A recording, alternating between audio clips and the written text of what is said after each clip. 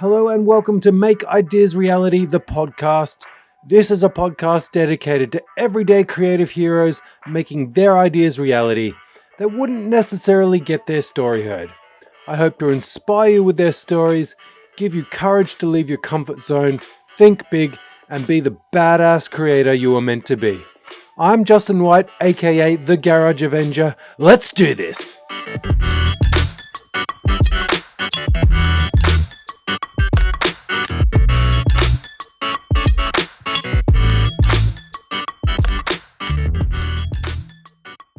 Hello and welcome to Make Ideas Reality, the podcast. If you thought I had a voice for radio, just you wait till you hear today's guest. You're about to have an eargasm, ladies and gentlemen. Today's guest not only has a smooth voice, he's personally helped me in my journey. He lives, breathes business, creativity, and community with ventures in media, marketing, music, and fashion, all the way from Phoenix, Arizona. Welcome to the show, Matt Gottesman.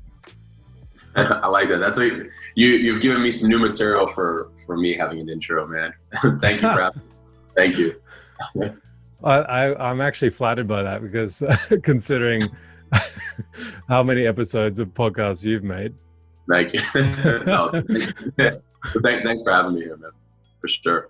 Now, for those who have heard the last episode, you may have heard me talk about the Hustle Sold Separately podcast. Now, this is Matt Gottesman's podcast, and this is one of the fundamental tools that helped me put my head right from that negative, the world's out to get me kind of mentality to the like positive winning mentality that I needed to move forward and just start doing, on his podcast, he features guests from all around the world that have challenged themselves to build something, often a business, or whether it's art or music or whatever it is. And believe it or not, my podcast was loosely based off his.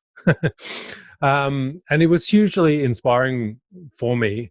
And it wasn't actually just the podcast, though. Matt invited me to join his private group after I reached out in a DM.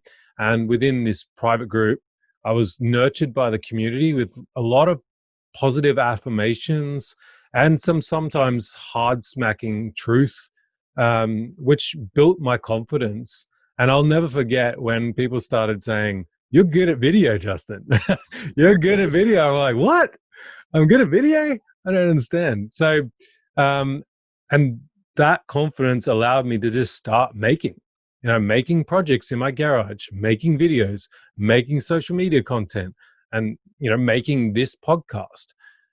So, it's just at this time, I want to say to everyone, you never know when your work can impact somebody. And, Matt kind of taught me that just by showing me the impact of his own work on myself. So thank you, Matt, for making. Thank you. I appreciate that. And it's true, right? I mean, you never know.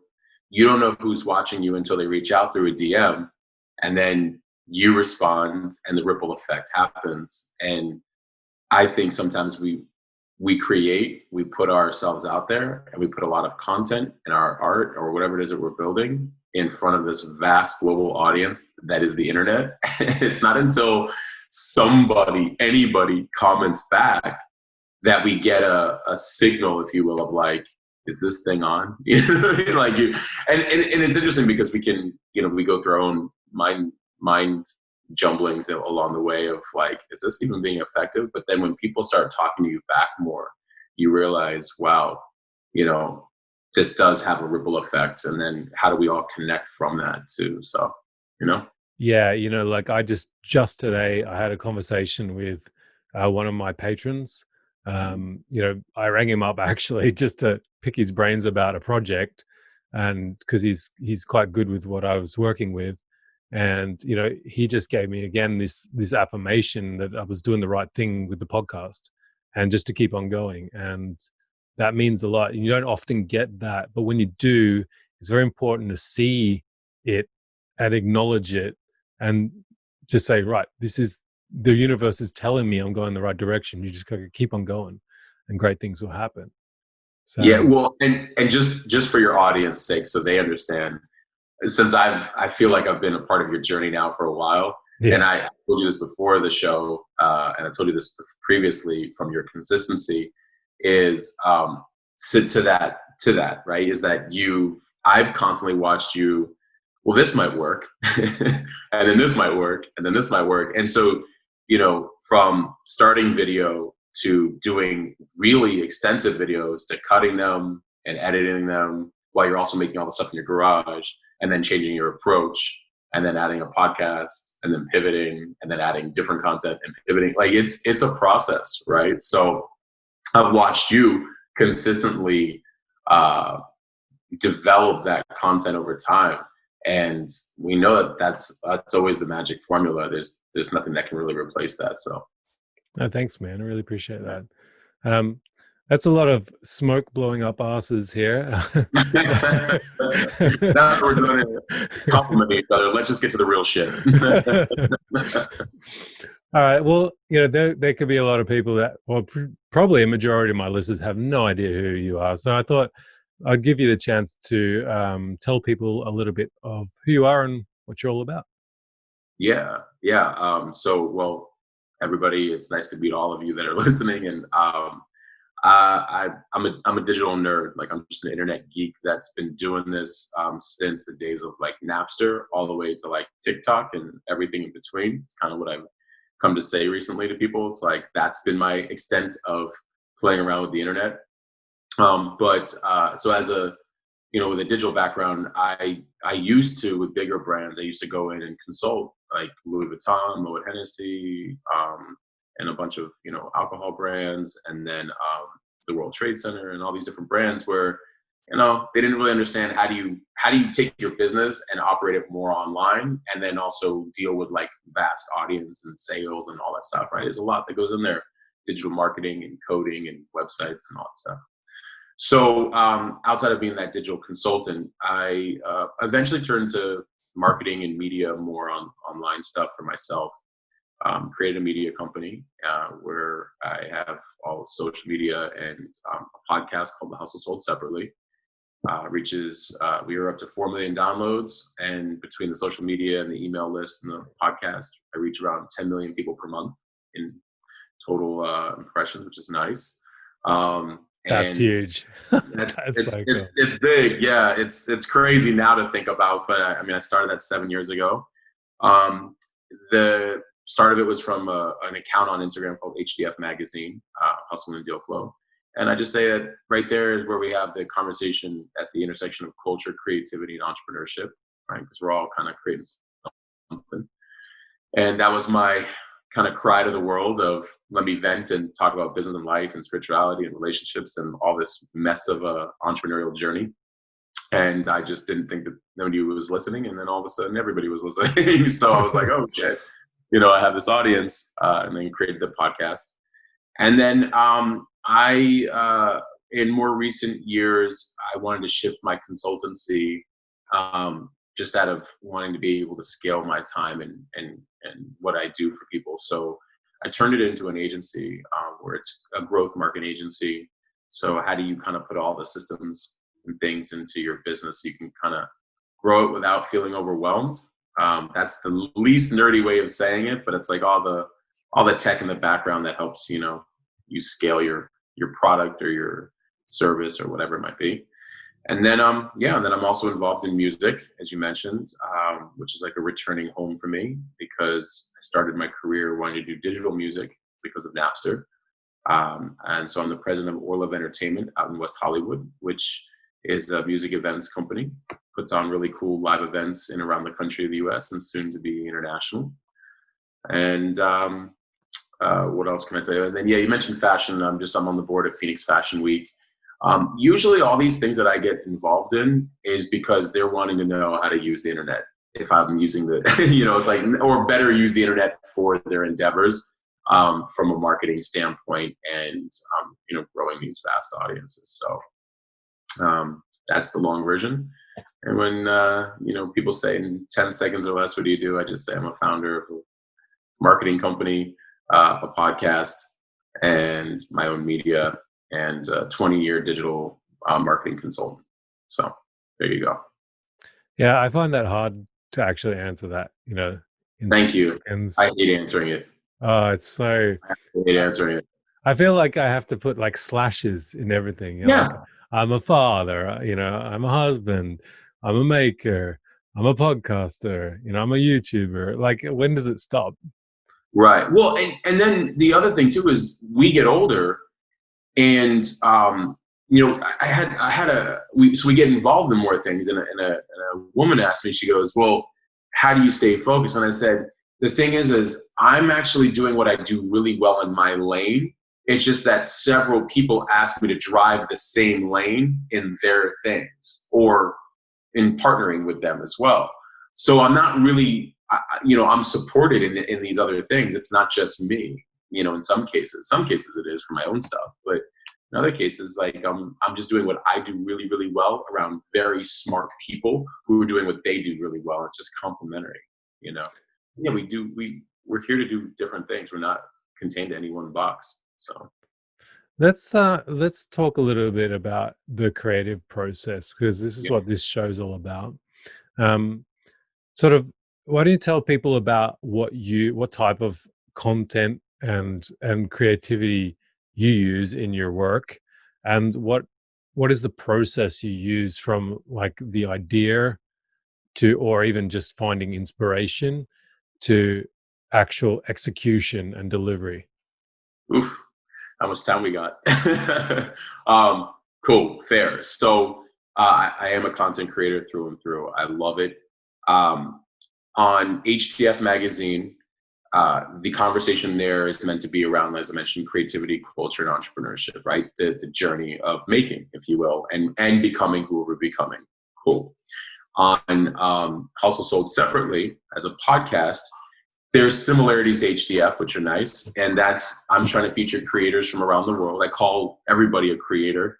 And what are they experiencing in real time for their journey versus, media is always like, oh, you're so successful and painting this picture, but they're human beings, and success is a fleeting word, and it's defined differently by every person. So I want to know what they're actually going through and what's a core theme for them that's been helping them build upon whatever it is they're building upon. So why did I tell you those two things? For anybody listening, it's because both of them have a mission, and you should know exactly why you're doing something before jumping into it. You don't have to have all the answers. In fact, you rarely have any answers until you start doing things. But I knew I wanted to do something differently. I created HDF magazine 7 years ago, when I was kind of having a life reroute between losing a bunch of big contracts and work and marriage and all this other stuff. So I was like, all right, I need an outlet.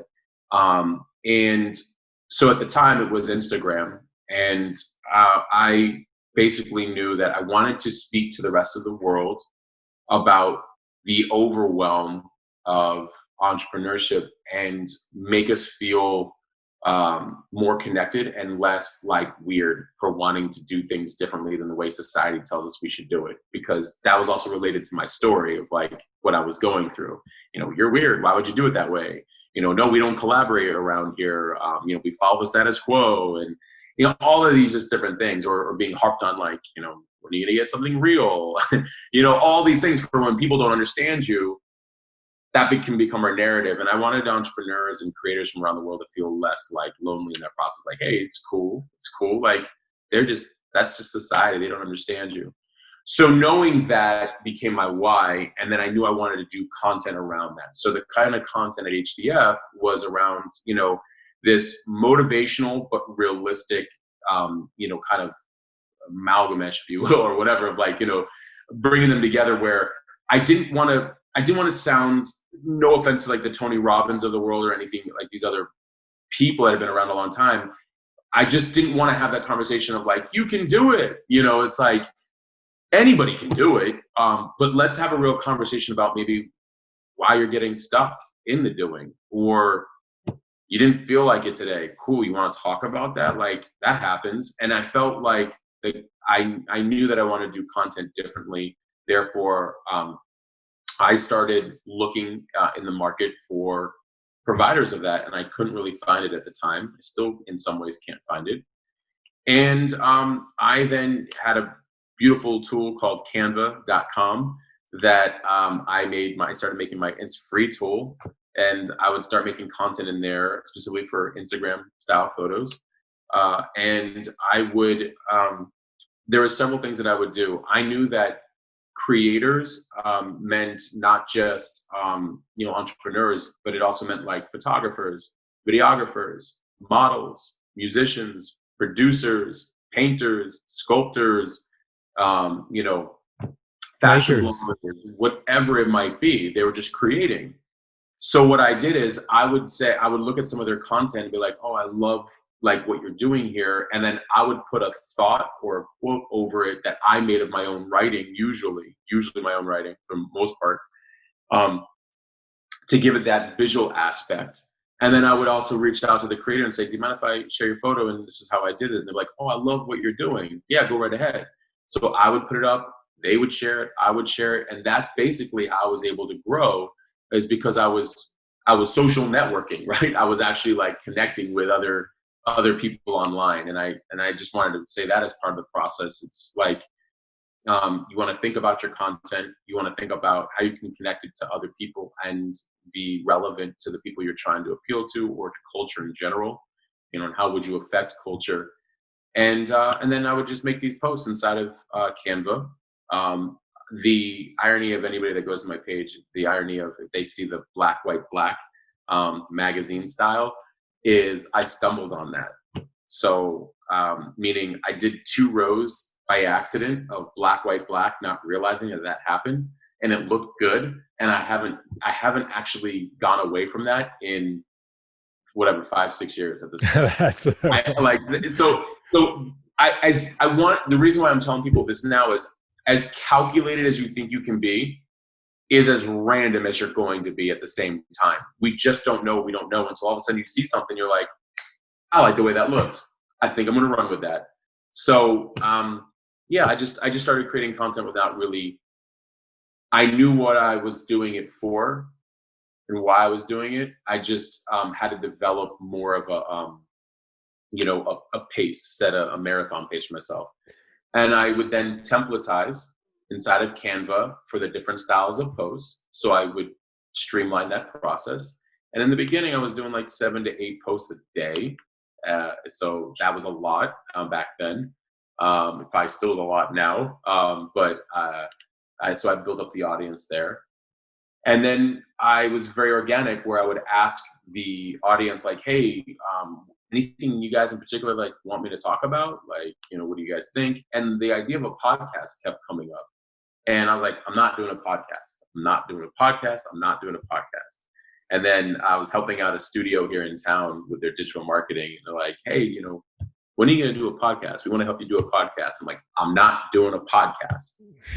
And it just kept coming up for several months. And the reason why I'm bringing that up for anybody listening is because I have this saying, you can't run from what's meant for you, nor can you chase what isn't, right? If something's meant to get to you one way or another, it's going to. And I think that's part of the creative process. You have to allow like the signals in. Sometimes they're trying to guide you what to do next.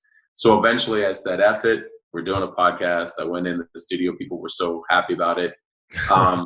And I didn't know what I was doing with podcasting. Never had done it before. Barely had even listened to one before. But in true traditional fashion of me, I didn't want to be like anybody else.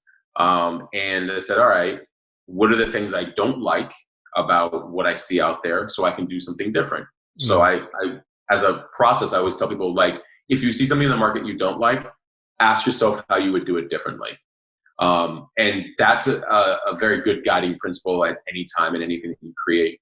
So I didn't like that you'd see, like, first of all, you had to be too niche, where it was every podcast was like, it's a business podcast, it's a marketing podcast, it's a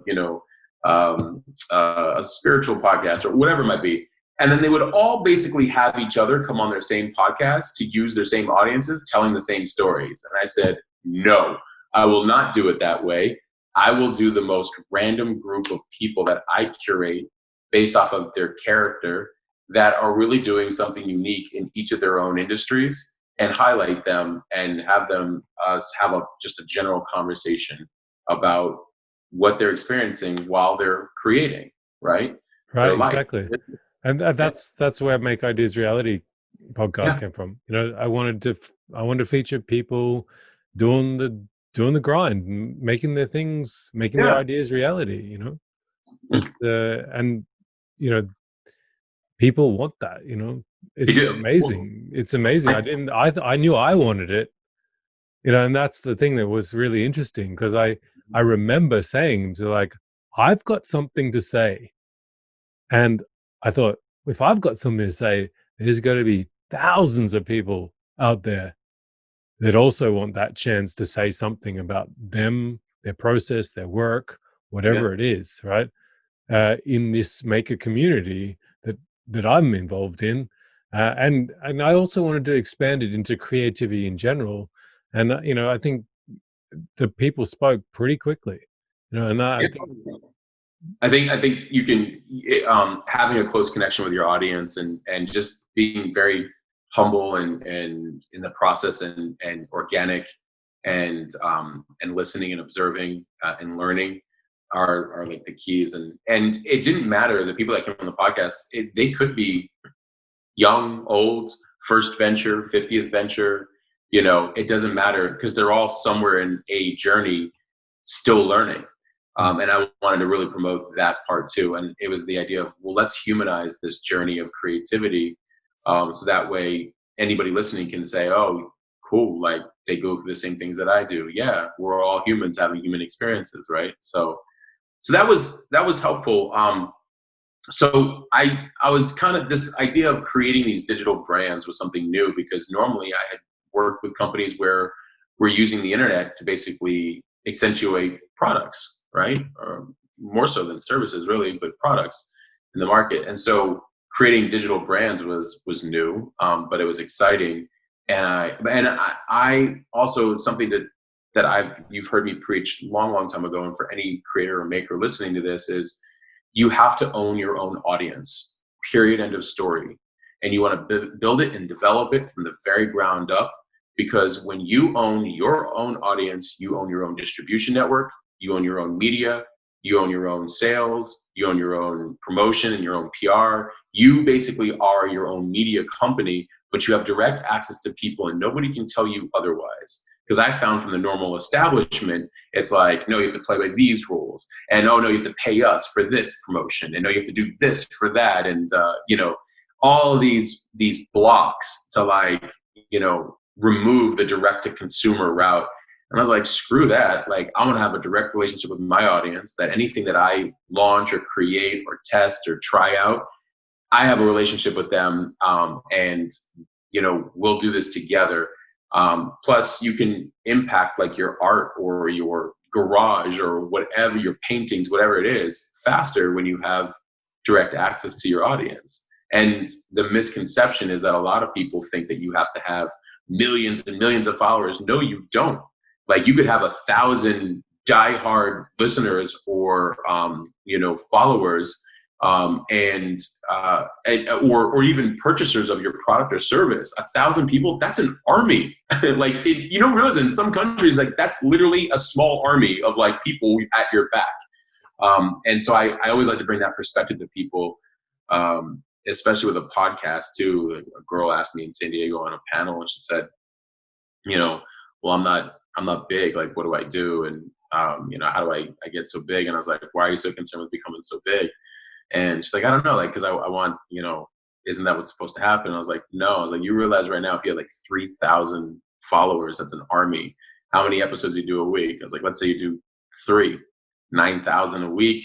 You're up to, what is that? 36,000 downloads a month. I was like, talk to me after a year of doing that. Talk to me after a month of doing that. I was like, so this misconception of numbers, I was like, there's a lot you can do with just a diehard following. yeah, So. let's talk about that, because it's, I think, especially a lot of makers, there a lot of them are on the YouTube route, Right. definitely Instagram, Some of them have started now on TikTok. Actually, very little, to be honest. And there's a lot of talk about numbers. There's always that looking at the numbers, and I think that's a different approach. Looking at the fact that you have even, like, for example, 50 core fans that just will live and breathe your work is much more valuable than, in my opinion, than 10,000 followers that don't give two rats ass about actually what you're doing. I feel like those 50 followers that are diehard fans, they're the ones that are like, if you say to them, hey, I've got I'm starting Patreon, for example, they're the ones that are going to sign up because they're the ones supporting you. I think I feel like a lot of us try to think too big and we don't look after those 50, right? That we're actually willing to give you what you needed to actually grow bigger, not only in audience, but in yourself. Grow in your work, grow in your content creation and other means and other ways, right? I think growing your audience is the same as the way you would grow your customer base, and specifically even for a product or a service. So you and I spoke. I obviously have a marketing agency, but I'm about to move into product as well for something that I want to create from scratch. In a merchandise way, but we'll leave it at that for now. But the bottom line is that growing an audience. When I say growing an audience, is like growing your customer base. Just focus on the people you're doing it for, and get their feedback, and continuously like deliver value to them, and say, hey, and just nurture them. If you nurture those people, the automatic referral, the automatic expansion comes with that. Too many other people are concerned with getting numbers first to look a certain way, which is also ironic because like that's not a business. That's not anything. Like that there's nothing that comes from that. And if that's all you're focusing on, then it moves you off the ball. It moves you off of creating. It moves you off of value giving. It moves you off of connecting with the other person. So I find it so funny. And then that people will go as far as to buy audiences and use bots and all this other stuff. And I'm like, yeah, but even then, once it does come down to you selling your art or selling your products or services, there's nobody really understanding it. Like there's nobody. It's fake. It's not real. And so now you're just trying to get validation from somebody for a quick payday somewhere. Like I'm much more in your court. I still am about, these 50 people dig it over here. Cool. Like, can I give you a first run of my product? Can you try that out and tell me what you think, and wear it and try it out? And, how does it make you feel? What do you like about it? Cool. Let me get like for round 2, something different, send it back to you for round 2. What do you think? And man, like you're going to win every time doing it that way. Like there's no way to lose that way.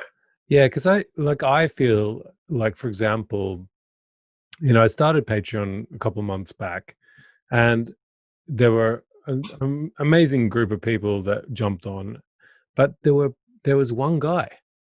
I hadn't seen him, spoken to him for like 15 years, but he'd been watching absolutely everything I've been doing the whole time, and then I put the ask out there, and he was like, bam, the top tier, like, he's giving me $25 a month. It's insane. And, and I was so grateful.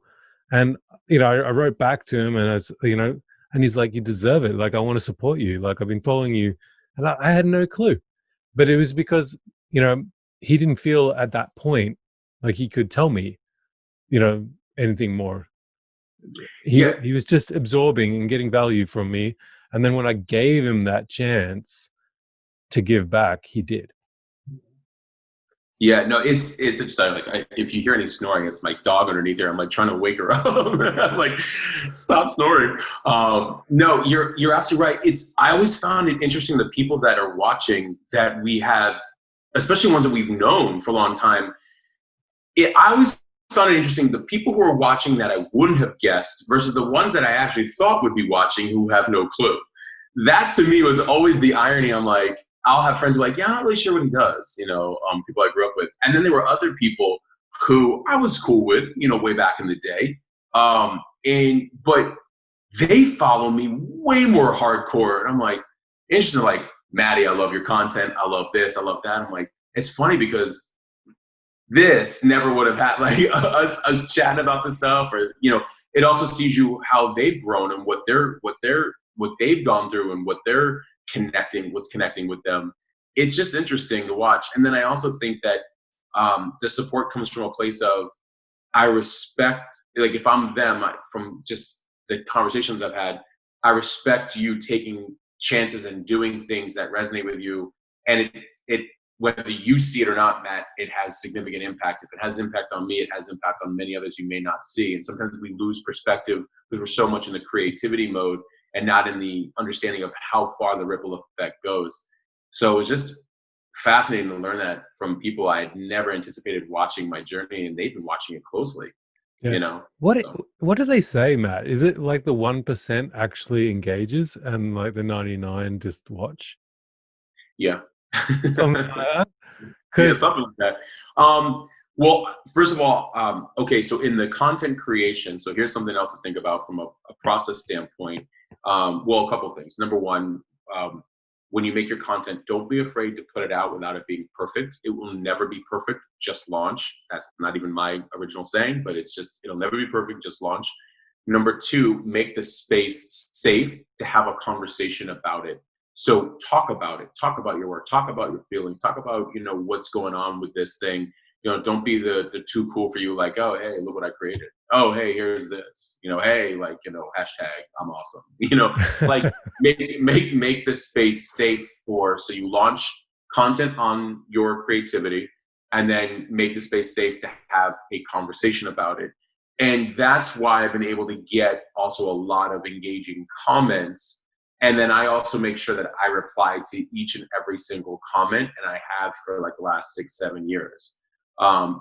Comments, DMs, texts, like emails, whatever. Is it work? Yeah, but I'll tell you this, I actually love it because I'm connecting it, and they're giving me feedback. I'm helping them in some way. And you get to know who these people are. And that makes your brand that much stronger as time goes on. It makes it a sustainable foundation to build upon. So I make the space safe for people to engage and talk. So it's like if I were you, right? And they said, hey, what tools are you using for this, and this? I'm like, oh, I'm using that. Yeah, 100%. Right. Like I literally said, like I made a post not that long ago about that I was writing up this format for the podcast. I was like, if anyone wants to know how to do a podcast, just send me a DM. Like I'll help you. Yep. Like I'm all for everyone doing what they want to do. I'm not at all against more podcasts. Like I think it's better. I think there's so many people out there that need a platform to be heard. Oh yeah. Like I can't interview everyone. Like, I don't have the possibility to do that. So, I would encourage anyone that right now that's listening who thought, shit, Justin's doing this podcast. He's already doing it. Like I shouldn't do it. I would say opposite. Do it. Like, let's work together. Like, let's make make ideas reality, and combine with 3, 4, 5 other podcasts, and let's do this. Let's give people the platform they need to be heard by. Like I think it's a great thing. Well, I love the name, Make Ideas Reality, and so like let's expand on that and the creative process and some things that I've found that were helpful for me to execute in just creating it, and then to execute into, to use a lack of better word, promoting it, right? Putting it out there, for the world to see. And one of the things that I do, well, first of all, you made a perfect point. There's always going to be more podcasts. There's always going to be more, garage Avengers, maybe not with the name, but, there'll always be more fashion people, music producers. There is only one Garage Avenger. There's only one Garage Avenger, but there'll be other people who film from their garage. 100%. Yeah. And I think we need to embrace that and always be encouraging, and Nobody is you. Nobody will ever be you. So don't get distracted by how many of there are of something out there. And I just wanted to tell anybody listening to that, never be distracted like, oh, well, there's other people who make furniture. Oh, there's other people who do woodwork or who produce music. Don't ever pay attention to what other people, how many of something else there is, because there's something going on inside of you intuitively and at a soul level that's actually like pinging you and saying like, no, dude, you got to do this. Like, this is something you got to, I'm telling you, you feel it for a reason because it's part of your DNA. Like, run with it, So never to get too distracted by how much of something is out there. Second, I get that things are saturated, markets, they're always saturated in anything. The way my process for doing some research, because we still want to see what's out there that can inspire us. And I always say, be inspired, but don't copy. I do a lot of mood boarding, and some really cool things to do this are, so first of all, on Instagram, I follow a lot of accounts, not necessarily in my field at all, but in the areas that spark my creative like mindset. And then what I do is you can save a post and create collections. And so I'm in a weird way, I'm almost kind of like mood boarding different like interests of mine. And the reason I tell people to constantly, or at least to consider doing that, is you'll start to see that you have a certain style or a certain likes that then mold and shape the way you would then deliver something. You can copy it, but it'll never be the same as if you do it with your own original gut injected into it, your own original instincts injected into it. But I do that. Like I'll mood board. So even like the fact that I'm getting ready to launch some merchandise, right? And how I'm gonna tie that into my audience and my podcast and other things, in terms of reach, whatever. But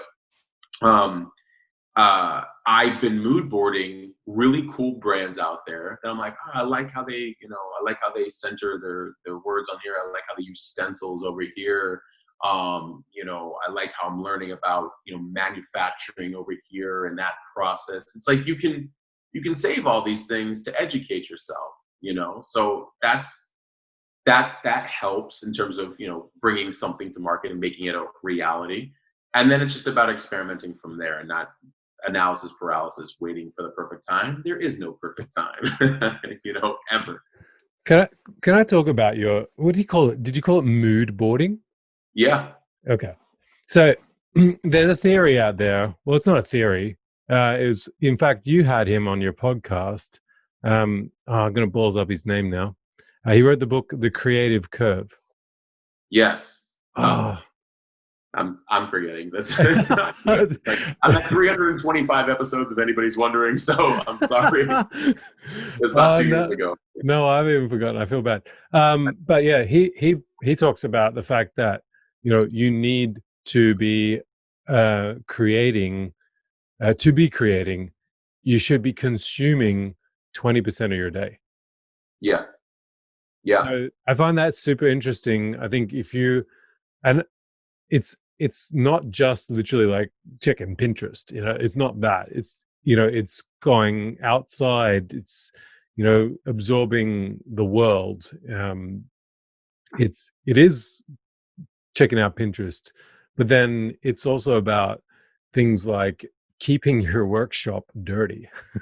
It's a weird thing. Like, I think there's a lot of people that go around that will keep their workshop immaculate.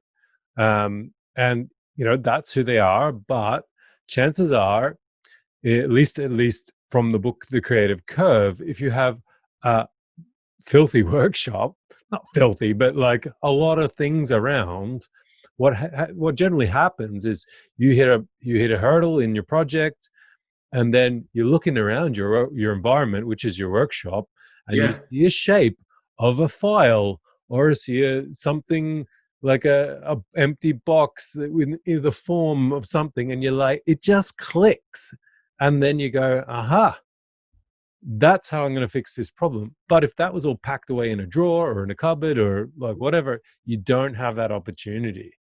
And therefore, sometimes those problems can take months to fix. So that's just another side of it. Yeah, no, I think you're absolutely correct. Alan Gannett. Gannett. Yes, I was. Um, Sorry, and Alan. I for the creative curve, He even said absolutely. he would And come on my show in a couple of months.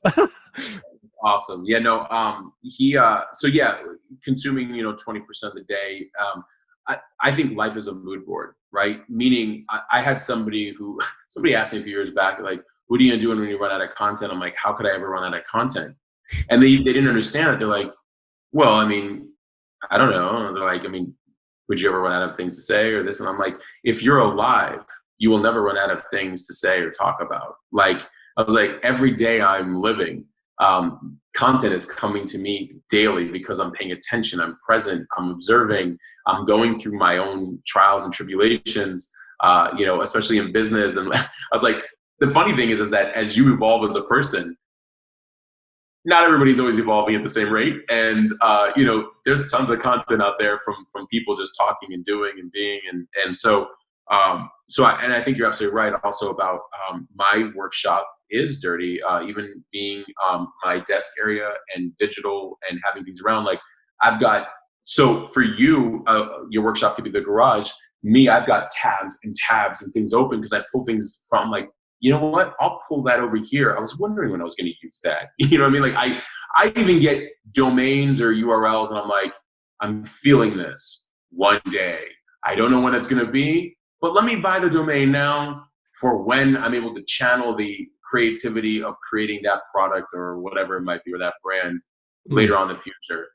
So I'll save and collect things and have them all over the place. And I think it's a brilliant way to be. And then on the consumption side, I think I always kind of had this whole, are you a creator or are you a consumer? I think that ultimately you have to behave like a creator, because creators are the people who bring the iPhones of the world and the Teslas and the So anything, the the podcast. voice controlled sofa beer fridges.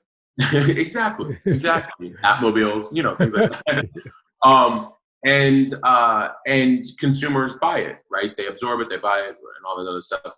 But we do have to spend, I think, some time in consumption to understand the behaviors, both in ourselves and others, and to see what's out there, what's going on. So long as we don't allow it to, control our creative flow and our ability to make other things happen and to, paralyze our creativity. So we definitely have to monitor the consumption for sure. I'm online. I'm aware. I see what people both in my niche and other niches are doing. But I've learned to really limit. As funny as I have, as big of a presence online as I have, I'm actually consuming less than I ever have before, because shit's out of control online. Number one, and it's an energy thing. So you know me by now. But for the rest of the audience, I'm also a very spiritual person, and I believe in a lot of different aspects of spirituality. But from an energy standpoint, that's energy. There's a lot of energy online, and anybody listening, like, you guys know, like, if you're not feeling in flow, or you're not feeling very energetic or creative or whatever it is, or your energy's down, or distracted, you're just not in your vibe. And we have to be very careful. So we do have to manage the consumption a little bit, just so we don't get out of our our creativity. Yeah, because I mean, I feel like we have to be careful, because I think it's important to get inspiration from a lot of different areas, but if we start looking at the same thing, we start comparing. I think that's a trap that you got to be really careful to not get trapped in. I want to expand on that, because that will crush creativity all day long. Yeah. And that's the thing I'm protective of the most. And for anybody listening, please, for the love of God, like, do not believe everything you see online. And even if you do see a creator that it is a real numbers and real everything, they might have been at it for 10, 15, 20 years. Like, give them, in terms of building the audience and whatnot. And everybody starts at zero. And I think that if you're not careful and you start comparing, especially, this sounds weird, but like, you, the creator, might have way more talent than the person who's got all the followers. That happens too. Like, meaning, like, you're bringing it to a whole new level, but maybe you're Kobe Bryant, versus Michael Jordan. And it's sort of like, you're still having to come up in the game, God rest his soul, but like maybe you're still having to come up in the game. And it just takes some years for that recognition. But then at the end of the day, you also have to be very careful of that. Like, why does the recognition really matter when you're doing what you love? Right. So, I mean, that's an interesting thing. Like, I think getting comfortable with no one saying you're doing a great job. yes, all day long. When you're just doing something you love to do, like getting comfortable with that. Like that's something I have struggled with in the past. Like I have wanted people to say like, you're doing a good job, Justin. Even my wife, I sometimes feel like I have to go and tell her what I've been doing just so she can say, you're doing all right, Justin. You're doing this good. But that's a trap. It's you got to feel like you're doing this for yourself, and other people's opinions don't or shouldn't really matter. I can't speak for all creators, but I can speak for myself as a creator and to this topic of what you're saying. I think that because we already do things differently, that's what creators do. They're making things, they're fixing things, they're doing things differently, because we're already, to your point earlier in the show, misunderstood as, what is it you do? Or what is it that? Or what is it this? So there's already an identity, not an identity gap, but like an identity misunderstanding from the general world. And we love what we do, so we want people to know, like, understand what it is so bad because we love what it does, to give us that permission or that validation. And at least that's what I went through. And then I got to a point where I just said, fuck it. Basically, I'm like, I can't. Well, I didn't start off that way. I actually started off very much like, I'm just going to do this. And those most organic times are also the most growth I ever had. But then, there were times that I cared, and I realized like, oh, wow.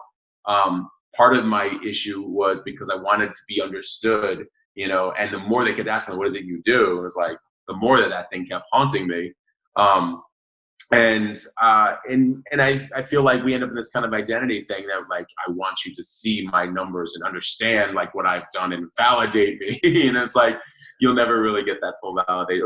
It'll never be so super fulfilling. Although nice to hear sometimes from a spouse or a loved one that's like, hey, I totally get got going on. That's where the true fans come in too, by the way, because you're like, I'm not crazy, right? Like, cool. Like, okay, I'm not crazy. You guys, this is still resonating with you and it's helpful and you like it. Cool. I'm cool. Yeah, I mean, like, just my neighbor, he doesn't get it.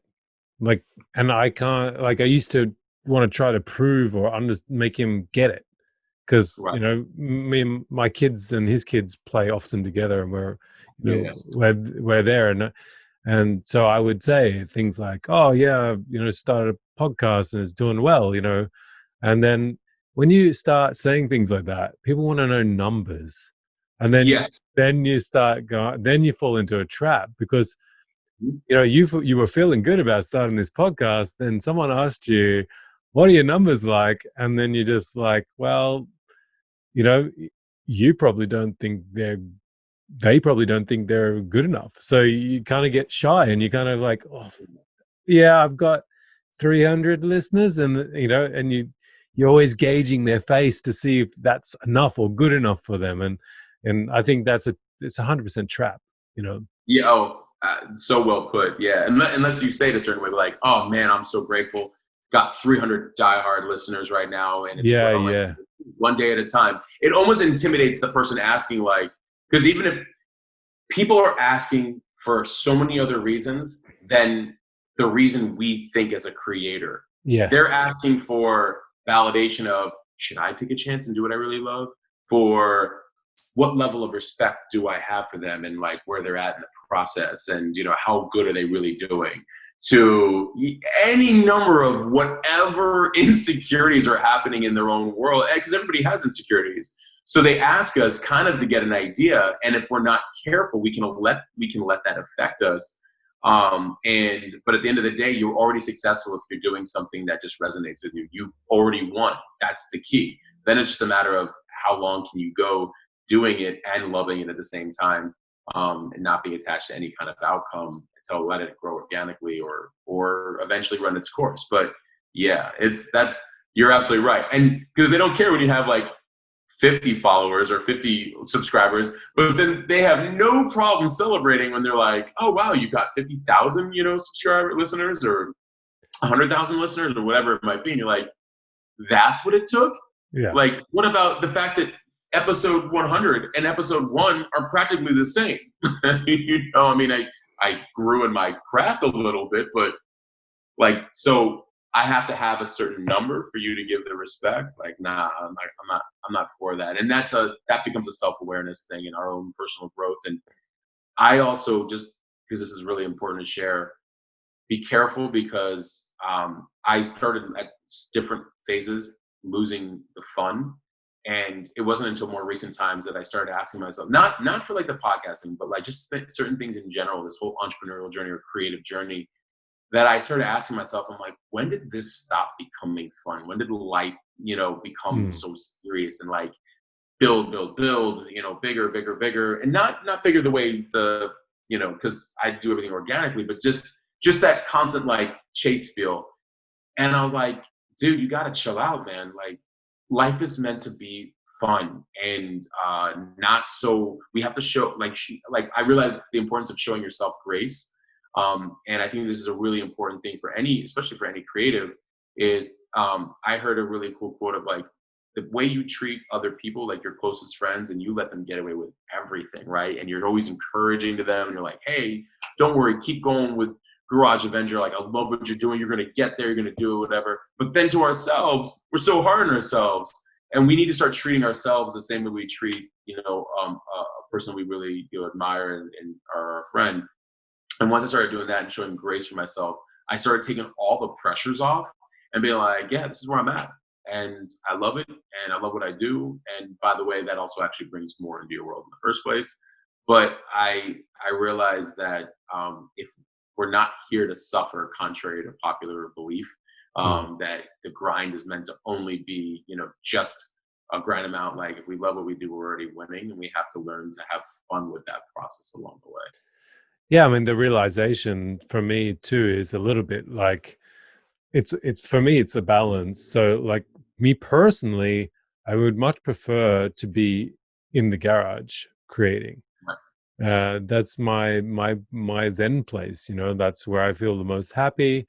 But also knowing the importance of what I'm creating here on this podcast is also a zen place. It's bringing me value, but I also know that there's a huge amount of work that goes into this, so you have to balance it, like the stress and the workload with the amount. So I will probably at some point have to reassess the way I am doing my workload with regards to both things, and I already see that now. So I'm making steps now to put that in, so that I don't get to a point where I'm like, fuck the podcast or fuck Garage Avenger or whatever it is, right? Yeah. No, that's a really beautifully put point. We talked a little bit before the podcast about you just start to think about where can you change your approach.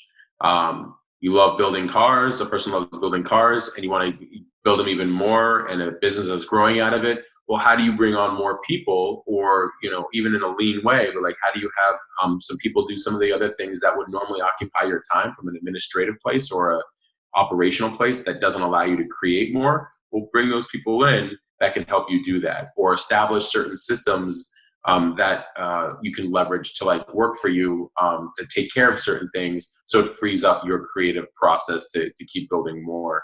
It wasn't until I between losing my father last year and hitting 40, I was like, all right, I love everything that I've been building, but I can't keep this pace, even though I want to create even more. Okay, I need to change my approach. And once I started wanting to learn how to change my approach, I started seeing, auditing myself a lot and kind of understanding like, what do I love to do, and where do I want to stay in my lane, and what do I not? And then more importantly, before I started delegating, I made sure to understand the thing that I was delegating. Because I think there's also a lot of times a misperception of like, just delegate it right away. And it's like, I heard a really cool expression: you can't delegate what you don't understand. 100%, And man. that hit me really hard because I was like you wouldn't, if you needed help in the garage doing certain things, you would know specifically what you would need from like an assistant welder or from, you know what I'm saying? Like you would know, okay, you know what? I want to be able to do more of this, and business is growing, or I'm managing my creativity like a business, and let me bring in help. And what specifically do I need from that person because I'd already been doing it? Yeah, like I already started thinking about like, oh, shit, I need help making micro content. I Yeah, need help chopping up videos, and because that stuff takes a lot of time. so much time. And I realized, unfortunately, it's you got to do it. If I want to grow, I need to show people what I do, and you can't just keep everything to yourself. So it's Sure. it's part of the dance you do if you want to grow and grow something, and if you want to be seen. Not, I have no doubts. Like, I'm giving myself a 10-year window, 10 years to make a living somehow, whatever, through whatever means, of just being able to create. I'm hoping with my hands in the garage, but who knows what happens in 10 years. Maybe I find another form of creativity, and that goes another direction. So I'm open for that, but it's gonna have its time where it takes, and I'm gonna have to implement, things. And if by chance 10 years curls up and I'm not able to make it, I also need to be okay with that. No, like I just need to be okay that this is how it's going to be. Maybe it's going to be never that I just full time do creativity. Maybe I always have to have that day job, but like embrace that. It's like this is life. This is a good life. I get to do like this thing that I really yearn for still. Like I haven't lost my arms, so I can't. Do you know what I mean? Yeah. You would, that point, I think, so there's a cool hack that anybody can do, that I think is a mixture of what you're saying and kind of getting to a life we want. I think vision is important. I think where trips people up is when they start setting these diehard goals of like, it will be this. Well, now you're not being flexible, to your point of like, well, maybe, you might want to change the approach, or you want to bring some things in, let some things go. There's different aspects to the process of whatever it is you're creating. So I tell people, like, a great hack that I've been doing is I think about what's the vision you want for your life, not the things like, and like, but just, and it's a very Dr. Joe Dispenza thing that I learned, but it was like, what's a vision that you want for your life in terms of like, what do the conditions look like? Like, what's your life like that, on a daily basis that you're loving and you're living it and it feels good. And then of course it's, what are the feelings associated with that vision? Happiness, freedom, feeling alive all the time, all these different things. Right.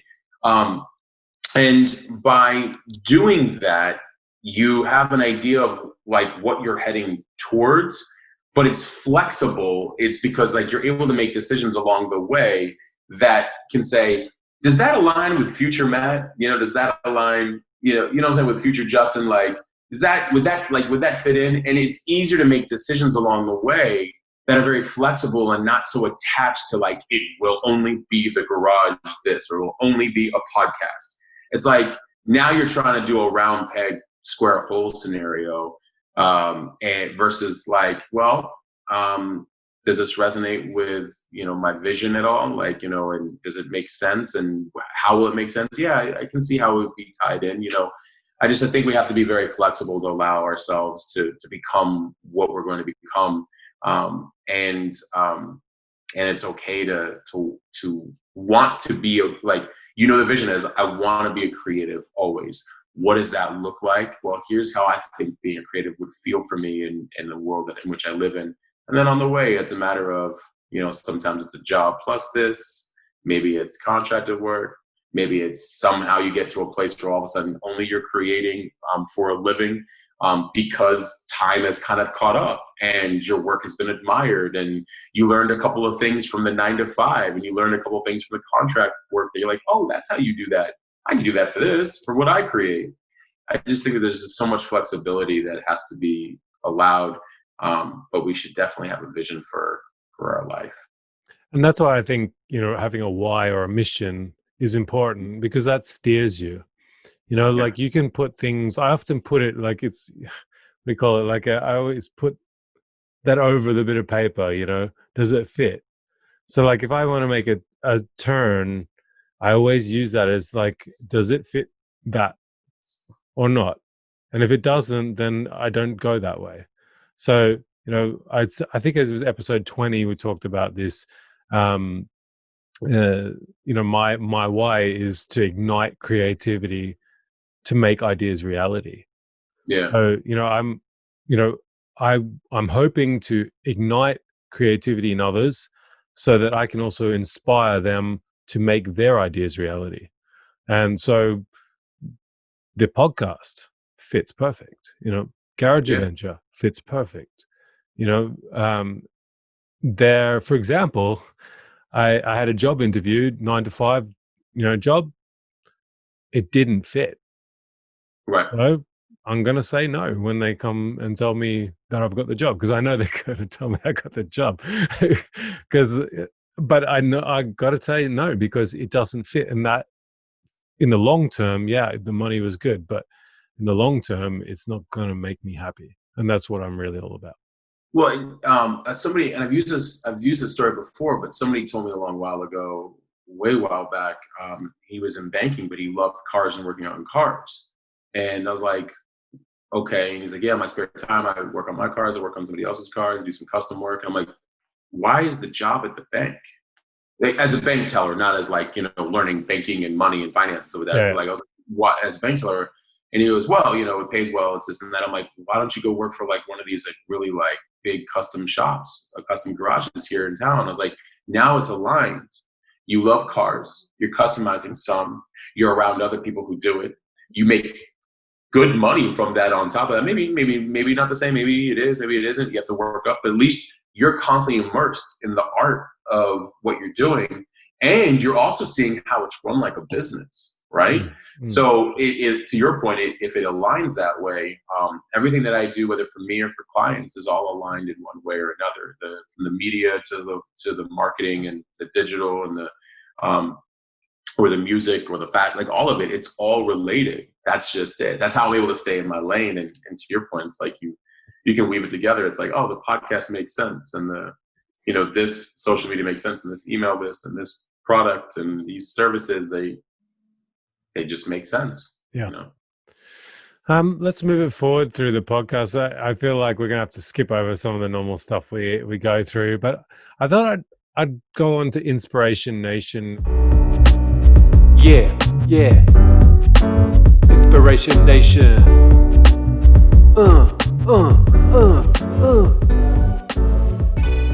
Which is, it's basically to give a shout out to perhaps what I call an everyday creative hero, the people that maybe don't get a lot of credit for what they're doing. And I was just wondering if there was anyone that inspires you, Matt. There's a few. Yeah. Some with names, some without. I would say Jerry Lorenzo of Fear of God. What he's done in 3 years for a clothing line, and really immersing himself in the creative process. Olivier Krug, who's the great grandson of Joseph Krug for Krug Champagne. He taught me way back in the beginning of building brands. I mean, this is a 250-year-old brand, 200-year-old brand of champagne that it's one of the most expensive champagnes in the world, and they used to serve kings and monarchs, right? He told me that don't focus on industry or competition. There will always be other choices for your customers. And there will always be lots of chatter and distractions in the industry. Focus on the people that you're doing something for, and have a very open, loving relationship with them, and they'll be very loyal to you. Now, this is a $1 billion company, so you can imagine, that clearly that formula has worked for quite some time, and that changed me in the way I thought about, brands and stuff like that. Wow, how how much time do I really have? There's, I've been working with this music company, Orlov Entertainment, which has been around for about 5 years, and I respect Matt Orlov, the founder, who I've now have a really good relationship with, for his approach to business, but his approach to people. He has just a really good, he puts on music events. We're in the middle of a pandemic where events won't be happening probably until 2021. He immediately pivoted and started doing all things digital, and highlighting unknown artists from around the world who have no platform, and said, "Hey, we want to feature you, do a cover song, and we'll promote you." Like, in the middle of a pandemic, your entire business model are events, and you're doing 7 figures in revenue a year, and you're not able to do that at the moment, and you make a pivot and start doing something else to help build up both your profile and others, and then you keep your staff on, and make sure that they're taken care of. So his ethics and his integrity are solid. And admire what you're doing. You've continued to keep doing it. And I've told you this a million times. You think that it may not be a big deal to me, but it is a big deal to me because you're very consistent. And I think it's interesting to watch somebody build something from scratch, and be dedicated and humble enough to figure it out, in real time. And I don't know what's going on. I'm just none of us do. None of us do. Nuts.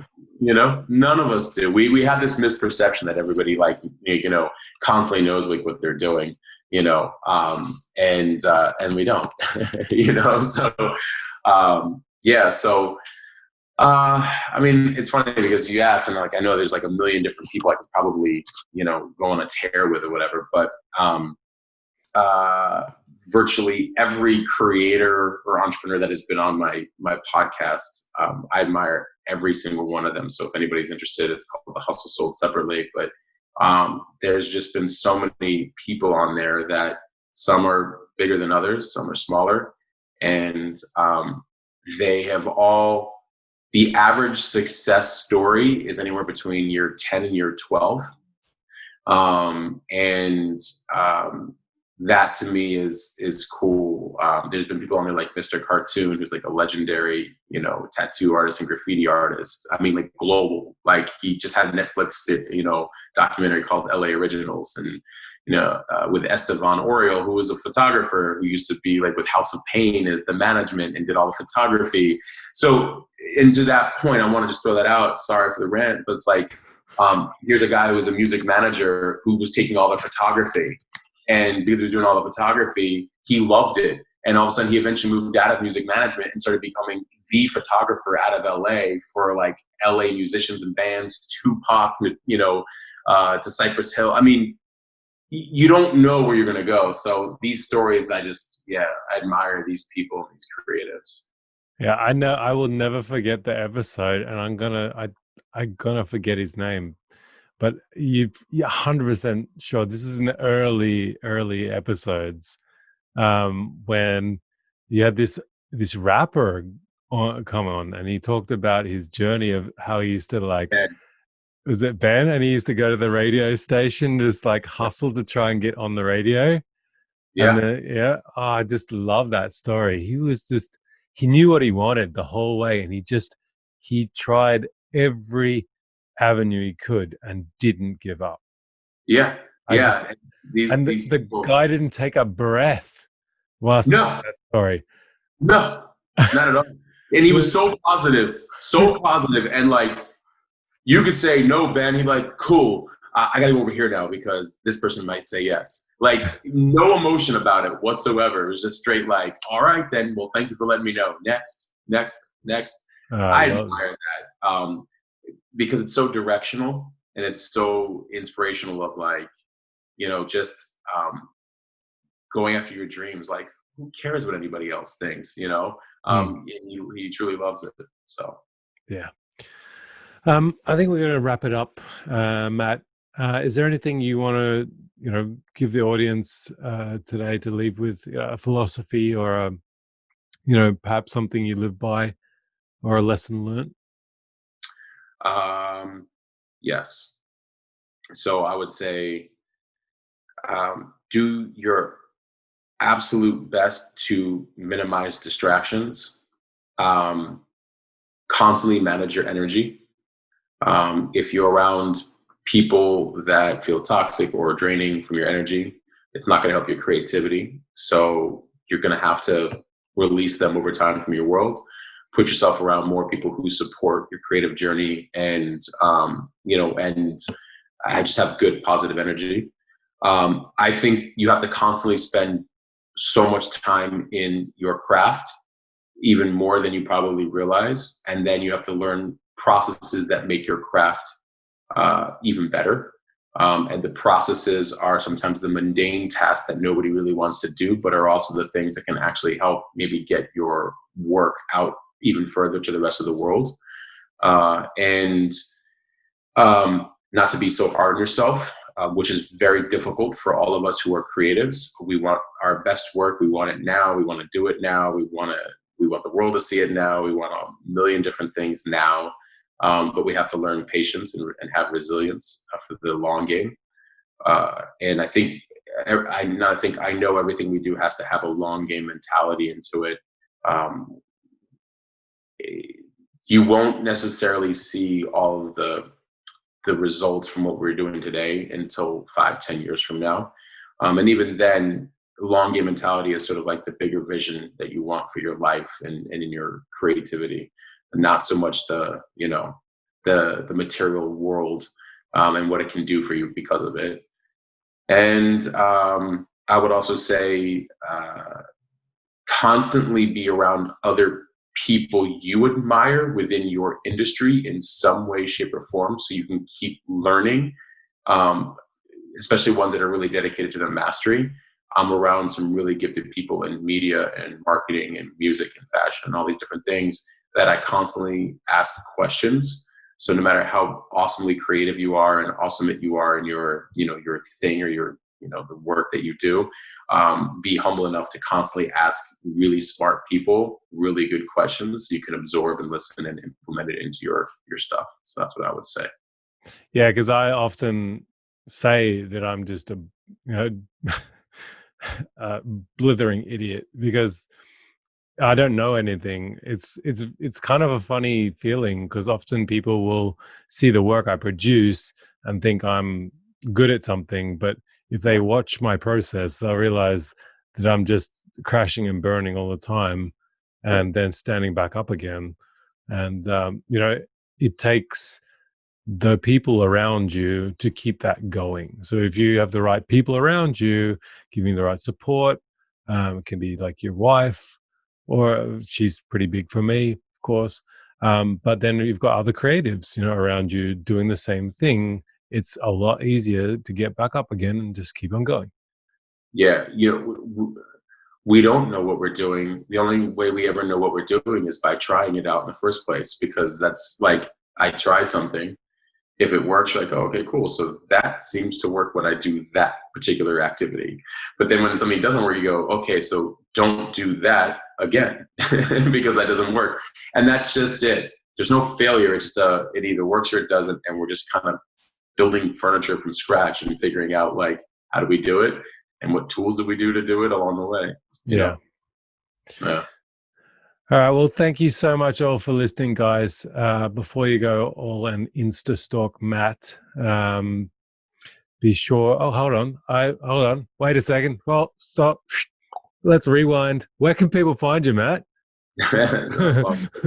I have several accounts on Instagram. It's at HDF Magazine, HDF Hustle Deal Flow Magazine. I have at Matt Gottesman, MattGottesman, and at Systems Over Hustle if anybody wants help with marketing, and at Hustle Sold Separately. And then people can always reach out, matt@mattgottesman.com. And you can easily DM me on social. Like I answer. So if anybody's interested, please do. Love it, man. Be sure to do that. If you did get something out of this podcast, Matt will answer. I know that for sure. I know that from personal experience. Thanks everyone for listening. Before you go, like I said, and Insta stalk Matt, and be sure to go binge listen to all his 300 episodes of the Hustle Sold Separately podcast as well. A lot of inspiring stories there. Be sure to, though, also tell a friend about my little podcast. As some of you have listened and listen every single week and still haven't stood on a rooftop and yelled at the top of your lungs that the Make Ideas Reality podcast is the best creative podcast in the world. Just know that I am watching you, peoples. If you want to be one of the cool kids, join the GA Nation by heading over to Patreon. Otherwise, you can help just as much by sending death threats to all the people in your address book and telling them that you will hunt them down if they don't listen to the podcast, or hiring a skywriter to write Make Ideas a Reality podcast is the bomb in the sky of your local city. If you want to give me some feedback or just send me a DM to say hi, you can reach me at Garage Avenger on Instagram. Please go check out Matt Gottesman on all social media channels. And until next time, keep pushing yourself, keep ballsing up things, keep learning, get inspired, and I'll catch you on the flip side. There you go, we're out. Oh. Thanks for listening, guys. If you dig the podcast, you can get exclusive access to unedited pre-podcast chats along with early access to each episode every single week by heading over to Patreon. There's a link in the show notes, so just follow that. Love you guys. Hope you have an awesome rest of your week, and I'll catch you on the flip side.